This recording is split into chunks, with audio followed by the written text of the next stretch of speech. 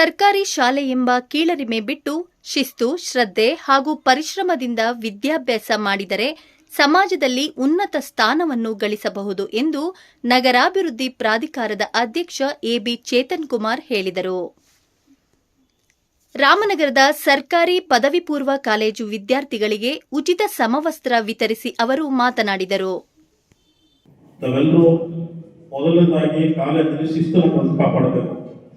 ಶಿಸ್ತು ಬರಲಿಲ್ಲ ಅಂತ ಅಂದ್ರೆ ನಿಮಗೆ, ನಾನು ಇದೇ ಕಾಲೇಜಲ್ಲಿ ಇದೇ ಜಾಗದಲ್ಲಿ ಹಳೆ ಬಿಲ್ಡಿಂಗು ಇದು ನಿಮ್ಗಾದ್ರೆ ಈಗ ಸುಸಜ್ಜಿತವಾದ ಒಳ್ಳೆ ಬಿಲ್ಡಿಂಗು, ನಿಮ್ಗೆ ಯಾವುದೇ ನಿಮಗೆ ಪ್ರೈವೇಟ್ ಕಾಲೇಜಲ್ಲೂ ಕೂಡ ಈ ಥರ ಒಂದು ಬಿಲ್ಡಿಂಗ್ ಸಿಗೋದಿಲ್ಲ ಅಂತ ಒಳ್ಳೆ ಬಿಲ್ಡಿಂಗಲ್ಲಿ ನೀವು ವಿದ್ಯಾಭ್ಯಾಸ ಮಾಡ್ತಾ ಇದ್ರಿ.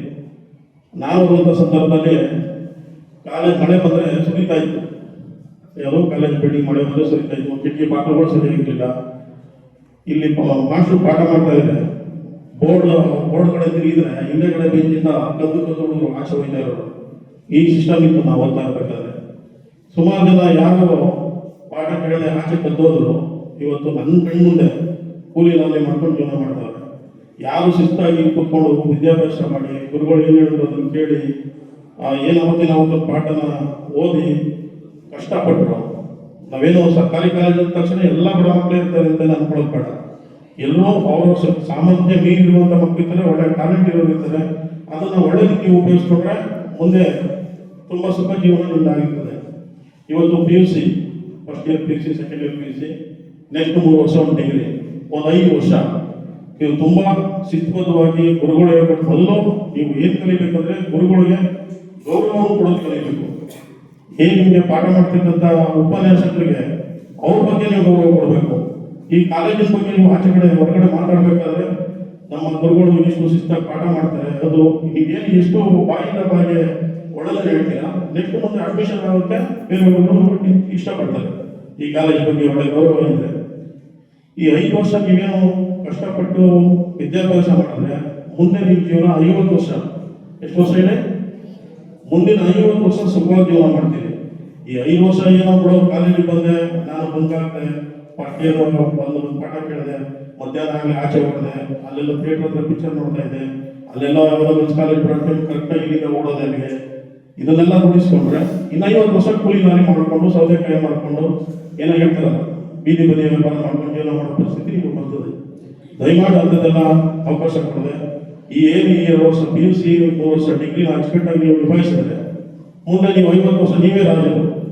ನಾನು ಇದೇ ಕಾಲೇಜ್ ಓದಿದ್ನಪ್ಪ, ಈ ಕಾಲೇಜಲ್ಲಿ ಮುಂದೆ ನಂತರ ಒಂದು ಯಾವ ಥರ ಬಂದು ಈ ಕಾಲೇಜ್ ಕೂತ್ಕೊಂಡು ನಿಮ್ಮ ಥರ ವಿದ್ಯಾರ್ಥಿಗಳಿಗೆ ಒಂದು 4-6 ಬುದ್ಧಿವಾದ ಹೇಳುವಂಥ ಅವಕಾಶ ನಿಮಗೆ ಸಿಗ್ತದೆ.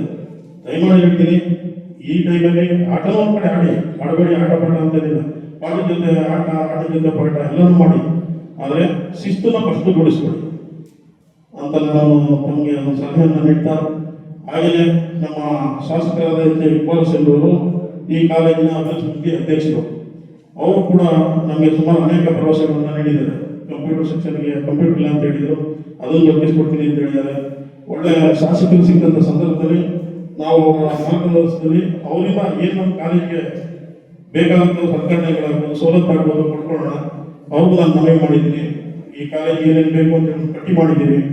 ನಿಮಗೆ ಯಾವ ರೀತಿ ಅನುಕೂಲ ಆಗಬೇಕು ಎಲ್ಲ ರೀತಿಯಲ್ಲೂ ಕೂಡ ನಾವು ಈ ಕಾಲೇಜಿನ ಅಭಿವೃದ್ಧಿಗೋಸ್ಕರ, ಈ ಕಾಲೇಜಿನ ವಿದ್ಯಾರ್ಥಿಗಳಿಗೋಸ್ಕರ ನಾವು ನಿಮ್ಮ ಜೊತೆ ಸದಾ ಇರ್ತೀವಿ ಅಂತ ಹೇಳ್ತಾ, ಹಾಗೆಯೇ ಮತ್ತೊಂದೇನಪ್ಪ ಅಂತಂದರೆ ಕೆಲವು ವಿದ್ಯಾರ್ಥಿಗಳಿಗೆ ಫೀಸ್ ಕಟ್ಟೋಕ್ಕೂ ದುಡ್ಡಿಲ್ಲ ಅಂತೇಳಿ ಕೆಲವರು ಹೇಳ್ತಿದ್ರು. ಕೆಲವೊಂದು 23 ಜನ ಹೇಳೋದು ಅಂಥವ್ರು ಯಾರಾದ್ರು ಇದ್ದರೆ ಟ್ರಾನ್ಸ್ಫರ್ ಹತ್ರ ಫೀಸ್ ಕಟ್ಟಕ್ಕೆ ಆಗೋದೇ ಇಲ್ಲ, ನಾನು ಶಾಲೆ ಕೊಡ್ತೀನಿ ಓದೋಕ್ಕಾಗಲ್ಲ ಅನ್ನೋದಿದ್ರು ಕೂಡ ಅದು ಕರೆಕ್ಟಾಗಿರಬೇಕು, ಸುಳ್ಳು ಇರಬಾರ್ದು. ಕರೆಕ್ಟಾಗಿದ್ದರೆ ಅಂಥವ್ರು ಟ್ರಾನ್ಸ್ಫರ್ ಹತ್ರ ಲಿಸ್ಟ್ ಕೊಡಿ, ಅಂಥ ಫೀಸ್ ಬೇಕಾದ್ರೆ ನಾವು ಬಳಸ್ತೀವಿ. ಯಾರಿಗೆ ಫೀಸ್ ಕಟ್ಟಕ್ಕೆ ಆಗೋದಿಲ್ಲ, ಓದೋಕ್ಕಾಗಲ್ಲ ಅಂಥ ವಿದ್ಯಾರ್ಥಿಗಳ ಫೀಸ್ನು ಕೂಡ ನಾವು ಕೊಡೋದಕ್ಕೆ ಕಾರ್ಯಕ್ರಮ ಮಾಡ್ತೀವಿ. ತಾವುಗಳು ಏನಿಲ್ಲ, ಇನ್ನೂ ಹೆಚ್ಚು ನಿಮ್ಮ ಜೊತೆ ವಿದ್ಯಾರ್ಥಿಗಳು ಏನಿದ್ದಾರೆ ಇವತ್ತು ಸ್ಟ್ರೆಂತ್ ಜಾಸ್ತಿ ಮಾಡಬೇಕು ಅನ್ನೋದಷ್ಟೇ ನಮ್ಮ ಉದ್ದೇಶ. ಇಲ್ಲಿ ಪ್ರತಿಯೊಬ್ಬ ಲೆಕ್ಚರರು ಕೂಡ ನಿಮಗೆ ಪ್ರೈವೇಟ್ ಕಾಲೇಜಿಗಿಂತ ತುಂಬ ಹೆಚ್ಚಿನ ರೀತಿ ವಿದ್ಯಾಭ್ಯಾಸ ಮಾಡಿ ಹೆಚ್ಚಿನ ರೀತಿ ಎಲ್ಲ ರೀತಿಯಲ್ಲೂ ಪ್ರಬಲವಾಗಿರುವಂಥ ಲೆಕ್ಚರರ್ಗಳು ಇಲ್ಲಿದ್ದಾರೆ. ಅದೇ ಪ್ರೈವೇಟ್ ಕಾಲೇಜಲ್ಲಿ ಇಷ್ಟು ನಿಮಗೆ ವಿದ್ಯಾಭ್ಯಾಸ ಮಾಡತಕ್ಕಂಥ ಉಪನ್ಯಾಸಕರು ಸಿಗೋದು ಕಷ್ಟ. ಸುಮ್ಮನೆ ಅವರು ಕ್ವಾಲಿಟಿ ಉಪನ್ಯಾಸಕರು ನಮ್ಮ ಇದರಲ್ಲಿ ನಮ್ಮ ಕಾಲೇಜಲ್ಲಿ ಎಲ್ಲ ಉಪನ್ಯಾಸಕರು ಕೂಡ ತುಂಬಾ ಕ್ವಾಲಿಟಿಯಾಗಿ ಪಾಠ ಮಾಡುತ್ತಾ ಇದ್ದಾರೆ. ನೀವು ನಿಮ್ಮ ಅಕ್ಕಪಕ್ಕದ ವಿದ್ಯಾರ್ಥಿಗಳು ನಿಮ್ಮ ಪರಿಚಯಸ್ಥರು ಹೇಳಿ ಮುಂದೆ ಬರೋ ವರ್ಷ ಇನ್ನೂ ಹೆಚ್ಚು ರೀತಿ ವಿದ್ಯಾರ್ಥಿಗಳು ಹೆಚ್ಚಿಗೆ ಸೇರಬೇಕು. ಇಲ್ಲಿ ಸ್ಟ್ರೆಂತ್ ಜಾಸ್ತಿ ಮಾಡಬೇಕು. ಸುಮಾರು 30 ಬಿಲ್ಡಿಂಗ್ ಇದೆ, 30 ಕ್ಲಾಸ್ ರೂಮ್ ಇದೆ. ನಿಮಗೆಲ್ಲ ಇವತ್ತೆಲ್ಲ 4-5 ಕ್ಲಾಸ್ ರೂಮ್ ಅದೇ ಮುಗಿದೋಯ್ತು. ಇಂಥ ಒಳ್ಳೆ ಬಿಲ್ಡಿಂಗ್ ಇರುವಾಗ ಸುಮಾರು ಸ್ಟ್ರೆಂತ್ 1 ಲಕ್ಷ ಹೆಚ್ಚು ಕಮ್ಮಿ 1,000 ಮಕ್ಕಳು ಇಲ್ಲಿ ಸ್ಟ್ರೆಂತ್ ಆದರೆ ಕಾಲೇಜ್ ಒಂದು ಕಳೆ ಬರ್ತದೆ. ದಯಮಾಡಿ ನಿಮ್ಗೆ ಎಲ್ಲ ರೀತಿಯೂ ಸೌಲಭ್ಯನ ಕೂಡ ಬದ್ಧವಾಗಿದ್ದೀವಿ. ನಿಮ್ಗೇನು ತೊಂದರೆ ಆದರೂ ಕೂಡ ಟ್ರಾನ್ಸ್ಫರ್ ತಿಳಿಸಿ, ನಿಮ್ಮ ಮರಣ ಸರ್ ತಿಳಿಸಿ, ನಾವು ಅದಕ್ಕೆ ಏನು ಕಾರ್ಯಕ್ರಮ ರೂಪಿಸ್ಬೇಕೋ ನಿಮ್ಗೆ ಯಾವ ಅನುಕೂಲ ಮಾಡಿಕೊಡ್ಬೇಕು ಅದನ್ನು ನಾನು ಖಂಡಿತ ಮಾಡಿಕೊಡ್ತೀನಿ. ನಾನು ಇದೇ ಕಾಲೇಜಲ್ಲಿ ಓದಿದಂಥ ವಿದ್ಯಾರ್ಥಿ, ಅದರಿಂದ ನನಗೆ ವಿಶೇಷವಾಗಿ ನಾನು ಈ ನಮ್ಮ MLA ಆಯ್ಕೆ ಆದ ನಂತರ ಈ ಕಾಲೇಜು ಅಭಿವೃದ್ಧಿ ಸಮಿತಿಗೆ ನಾನೇ ವಾಲಂಟಿಯರಾಗಿ ನನಗೆ ಉಪಾಧ್ಯಕ್ಷರನ್ನು ಮಾಡಿ ಈ ಕಾಲೇಜಲ್ಲಿ ಏನಾದರೂ ನಾನು ಇಲ್ಲಿ ಓದಿದ್ದೀನಿ, ಇಲ್ಲಿ ಋಣ ತೀರಿಸ್ಬೇಕು ನಾನು ಅಂತೇಳಿ ನಾನು ಈ ಕಾಲೇಜ್ ಅಭಿವೃದ್ಧಿ ಸಮಿತಿಗೆ ಉಪಾಧ್ಯಕ್ಷರಾಗಿ ನಾನು MLA ಕೇಳಿಕೊಂಡು ಅವರ ಮುಖಾಂತರ ನಾನು ಇಲ್ಲಿ ಉಪಾಧ್ಯಕ್ಷರಾಗಿದ್ದೆ. ನಾನು ಎಲ್ಲಿವರೆಗೆ ಉಪಾಧ್ಯಕ್ಷನಾಗಿರ್ತೀನೋ ಅಲ್ಲಿವರೆಗೂ ಕೂಡ ಕಾಲೇಜ್ ಅಭಿವೃದ್ಧಿಗೆ ಸದಾ ಶ್ರಮಿಸ್ತಾ ಇರ್ತೀನಿ. ದಯವಿಟ್ಟು ನನ್ನ ಏನು ಉಪಯೋಗ ಬೇಕೋ ಅದನ್ನು ನಾನು ಉಪಯೋಗಿಸ್ಕೊಳ್ಬೇಕು, ಒಳ್ಳೆಯದಕ್ಕೆ ಮಾತ್ರ ಉಪಯೋಗಿಸ್ಕೊಳ್ಬೇಕು ಅಂತ ಹೇಳಿ ನಾನು ಕೇಳಿದ. ಇಲ್ಲಿ ಇರ್ತಕ್ಕಂಥ ಶಿಕ್ಷಕ ವೃಂದದವರು ಅಷ್ಟೇ, ತಾವು ಕೂಡ ಮಕ್ಕಳಿಗೆ ತುಂಬ ಆಸಕ್ತಿ ವಹಿಸಿ ಅವ್ರಿಗೆ ಏನು ಯಾವುದೇ ರೀತಿ ತೊಂದರೆ ಆಗದ ರೀತಿ ದಯಮಾಡಿ ನೋಡ್ಕೋಬೇಕು. ಕೆಲವೊಂದು ಸತಿ ಇರ್ತದೆ ಮಕ್ಕಳುಗಳು ತೀಟೆ ಮಾಡೋದು, ಕಿತಾಪತಿ ಮಾಡೋದೆಲ್ಲ ಸಾಮಾನ್ಯವಾಗಿ ಇದ್ದೇ ಇರ್ತದೆ. ಇಂಥದ್ದನ್ನೆಲ್ಲ ಯಾರು ಅಷ್ಟೊಂದು ರೂಢ ನಡ್ಕೊಳ್ಳೋ ಮಕ್ಕಳುಗಳಿಗೆಲ್ಲ ಬುದ್ಧಿ ಹೇಳಿ ಅವ್ರನ್ನ ಒಂದು ರೀತಿ ಒಳ್ಳೆ ದಾರಿ ಕೊಡಿಸುವಂಥದ್ದು ನಮ್ಮ ಗುರುಗಳ ಕರ್ತವ್ಯ. ನಾನು ಗೊತ್ತಾಗಬೇಕಾದ್ರೆ ಮತ್ತೆ ಅವರು ಸರ್ ಇದ್ರು, ಕಮಲಾ ಮೇಡಮ್ ಇದ್ರು, ಸುಮಾರು ನಾವು ನಿಮ್ಮ ಥರನೂ ನಾವೇನು ತುಂಬ ಒಳ್ಳೆಯವರು ಅಂತಲ್ಲ, ನಾನು ನಿಮ್ಮ ಥರ ಗಿಡ್ಡೆ ಎಲ್ಲ ಮಾಡ್ತಿದ್ದೆ.